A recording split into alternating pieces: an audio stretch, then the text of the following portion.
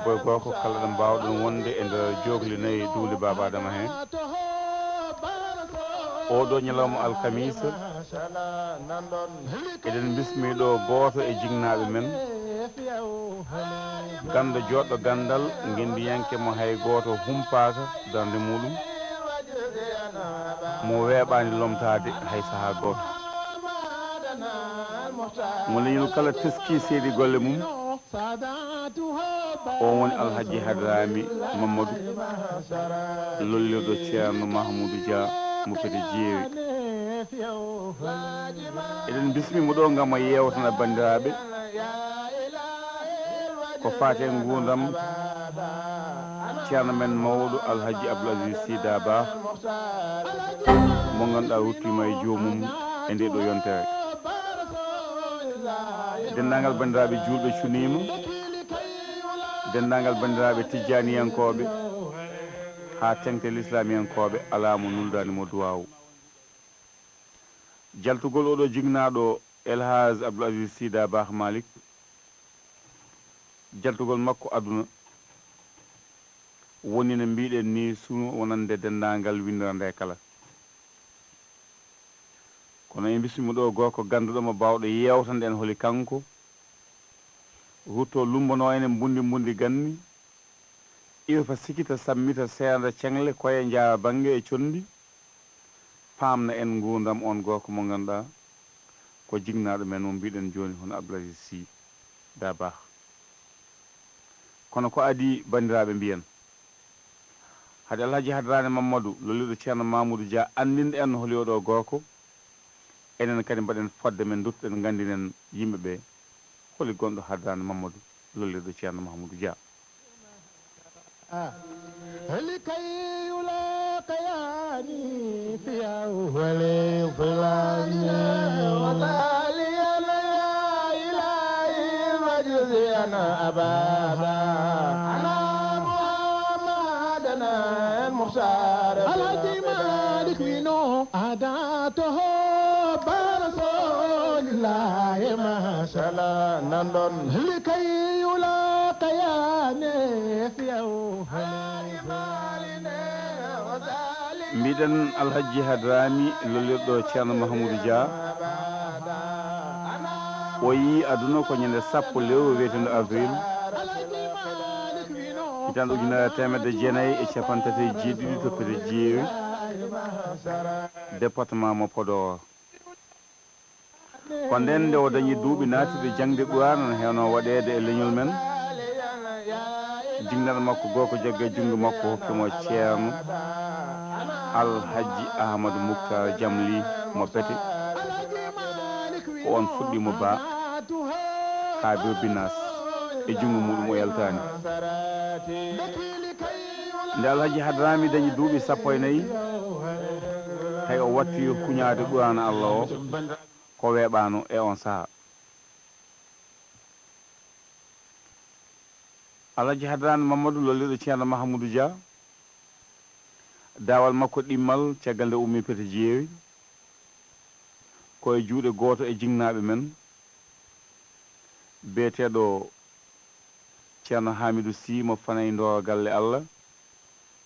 ɗum ko leegal ne wiye crédit foncier e nder Dakar o wonde on fodde duuɓi tati e nder ɗin duuɓi tati ɗi o wondi e Thierno Hamidou Sy mo fanay o huñima fodde capantati e ɗiɗi deftere mbiyen o luggikinima e nder mbundi jangde ha on fiilima ko wiyete alfahim waɗimo muqaddam e lawol Cheikh Ahmad Tijani radiallahu taala anhu o yalti goo e nder dendagal bandiraɓe o janguittuno saabu weldemo hakkille yiddemo jangde on kadi tottimo seedantagal towgal dowowal woni jofnirgal jangde ɗon ɗo crédit foncier ɗo dawal alhaji hadrani mamadou lolliɗo Thierno Mamoudou Dia dawal mum tataɓal ɗo e Sénégal konde on wattimo e juuɗe alhaji Saydou Nour Tall radiallahu taala anhu o woni musidɗo o woni sehil muɗum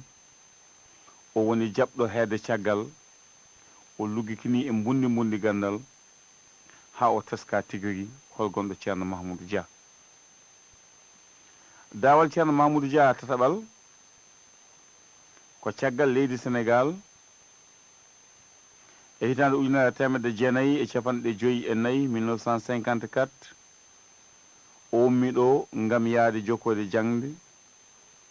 to wiyete ha joni leydi Maroc caggal caɗele e laawol kanko alhaji hadrani Mamadou lolliɗo Thierno Mamoudou Dia koye ujunere temedde jeenayyi e capanɗe joyyi e jeegom 1956 Allah walli mo heɓi windade e duɗal jaaɓe hattude dorowal gongal to Fès woto e Gouye e nder leydi Maroc beetengal ha joni alqarawiyen mo ngal ganduɗa o jangi toon jangde towde o dañi ten ko wiyete ko licence e droit islamique duuɓi seeɗa caggal muɗum nde Sénégal heeɓi jeytare ujunere temedde jeenayyi e capanɗe jeegom hitande wotere fawi hen saabu koye ujunere temedde jeenayyi e capanɗe jeegom e goho kanko alhaji hadrami Mamadou o felliti ummade leydi Maroc ngam arta leydi Sénégal rendude ɓiɓɓe leydi ndi ko Allah hokkimo e gandal ko ngam wonde jangguinowo o jangguini fodde duuɓi capantati ha hitande ujunere temedde jeenayyi e capanɗe jeettate e nayyi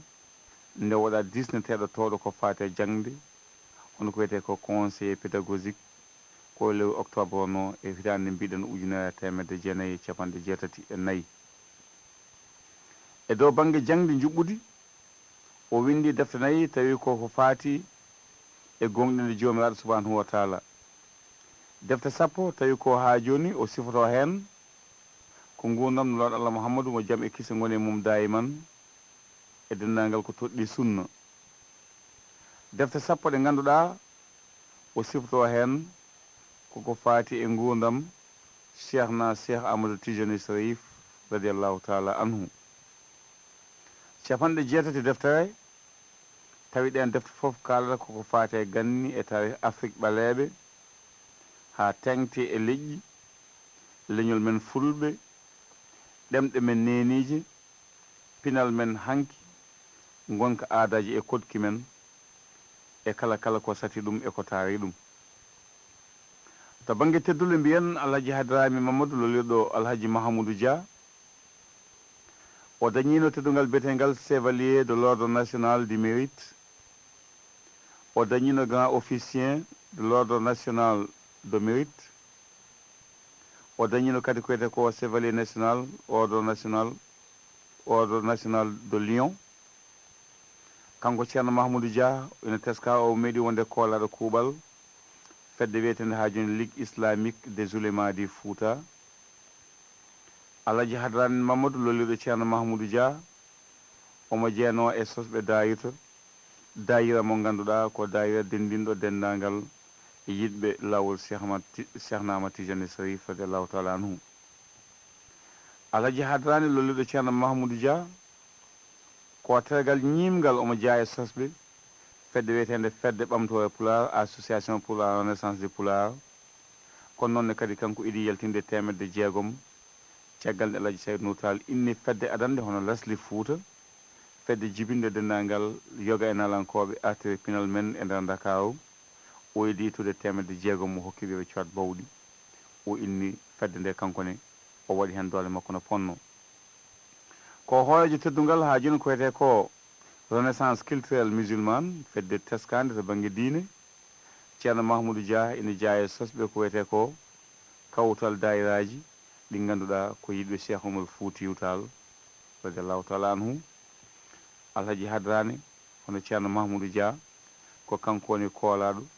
keeriɗo joguiɗo konngol Thierno Amadou Mountaga Cheikh Oumar ko kanko kadi ha joni mbiyen woni neɗɗo mo ganduɗa ɓurɗo hande teskede e nder galle o bawɗo ubbidde gueɗe galle o ha famdiɓe ha paama ko kanko bismiɗen hande o haalana yimɓe hol gonnoɗo Elhaj Abdoul Aziz Sida Bah Malik holto laawol Cheikh Ahmad Tijane ummoyi holto khalifagal ummoyi toon e galle Tiwawon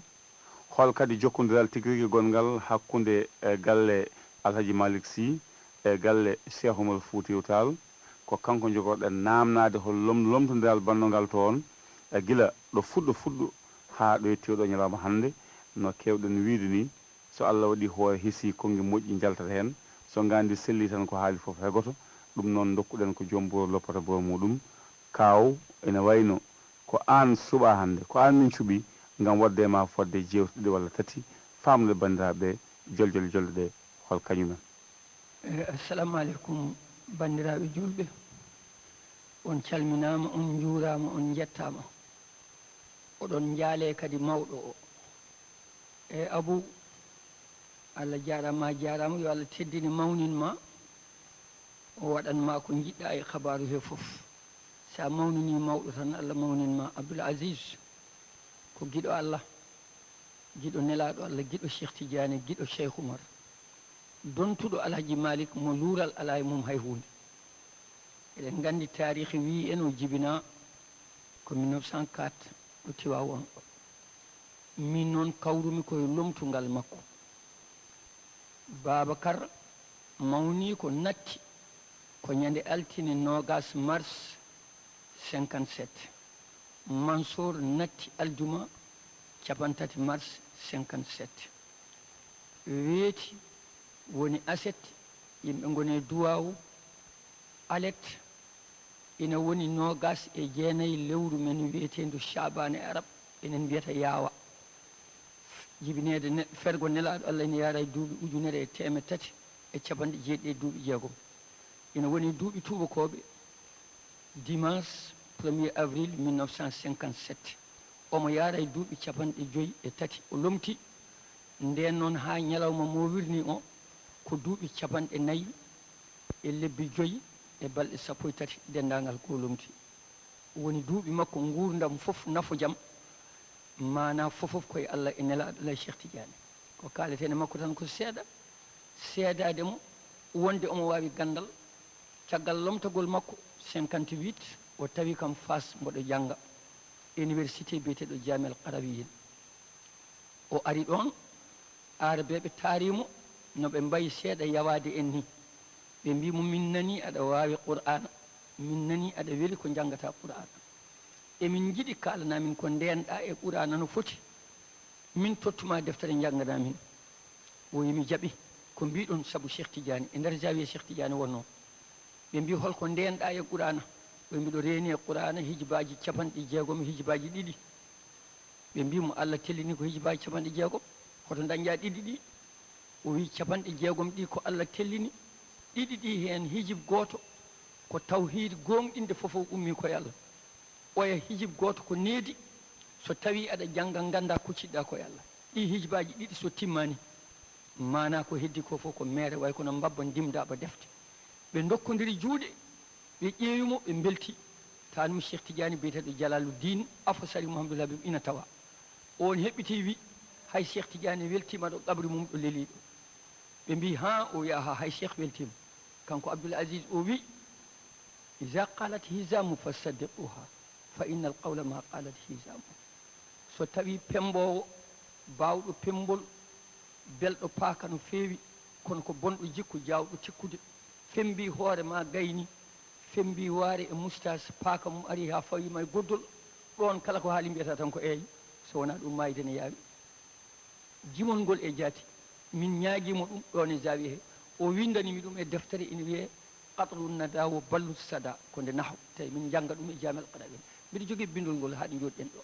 ɗum koye ñalawmaji makko to arabeɓe. wonde ko gando tabiti, wonde ko kuɗɗo Allah tabiti. o ñalawma ko ñalawma joɗɗo e ñalawmaji makko. ñalawma ɗimmo mo kalanmi mami jaal hen koreji men fof ha laaɓa. an Abou e jaati jikanaɗo ma debbo ina jeeya hen. ñalawma alhamisa 17 janvier 1974 juma galoya no uddite. omo yeehi kanko e ceerno Muntaka seerenɓe fof no kawroya galoya. ɓe jeehi balɗe 2 ceerno Saydou Nourou tottimi oto tottimi mañot fon yomi yaami abboɓe kala ɗo keftimiɓe yomi wi wotoɓe naata galoya ha galoyaɓe beldita saabu guila ɓe kaaɓi lebbi 9 duwaw mabɓe naatani asman. ngari mi keftimiɓe hayre law kalanmi commandant Podor nden ne wiye Dem. ɓe ngari ɓe mbaali pete tawmiɓe ɗon pinmi subaka tawmi nguy e Tebegut e gajoɓe e bokkeji ɗi fof ina ndendi ɗo pete ɗo ñande hen ko weltare jiknaɗo ma debbo e jaati ina tawa kam fof eɓe ngari ɗum waɗi mbiɗa jaala petenaɓe mbiɗa jaala bokke mbiɗa jaala nguyi mbiɗa jaala julɓe fof nattugol alaji abdoul asis sy malik e oɗo ñalawma soɓe ciftori ɗum mbimomi kanko abdoul asis damuɗe nayyi koccodirɗe ɗo ɗe damal funnague ngal ko damal galle aliou pendo jibini nenam damal worgo ngal ko damal galle jagrab samba muudou jibini babam damal rewo ngal ko damal juma yimɓe fof poti hen damal hirnague ngal ko damal galle amadou mouhtar jamli ɗo bindanami ba ɗo bindami bakara petenaɓe ko seedeji oy ko konko mbiɗa mahi ɗo galle noon innirmi ɗum ko cheikh oumar duuɓi ɗiɗi galle o udditaka jinmi ko nduwoɗa o wi bisimillahi min uddita galle o omo wonde ceerno moutaka o ɓoori paɗe makko neɗɗo jogee junngo o naatirta e galle he paɗe o naati kala heen huɓeere o juuli heen o duwi heen ɗo huɓeere ɗo taandiraaɓe cheikh oumar njeeɗi ɗo jippima e mayre caggal makko taandiraaɓe cheikh tidiane sappo jippima e huɓeere he caggal makko e yamrore ceerno souleymani e yamrore ceerno abou petanaaɓe ne ceedi ɗum sappo e ɗiɗo almuudo ñanganaajo hokkama ɗon lijja ina hoɗe galle he miɗo hokki ɗumen sabi allah 92 ngarmi tawmi hen ɓalal ne yani tawmomi jahsaw mbimomi ceerno galle duwinoɗa o kalmi ɓuure dañaɗi hen ɗe foof mbimi joni noon hen ɓalal yani o ala galle cheikh oumar yanata mbimi ɗum noon waɗi hen duwaw o waɗi hen duwaw gartumi e makko rawane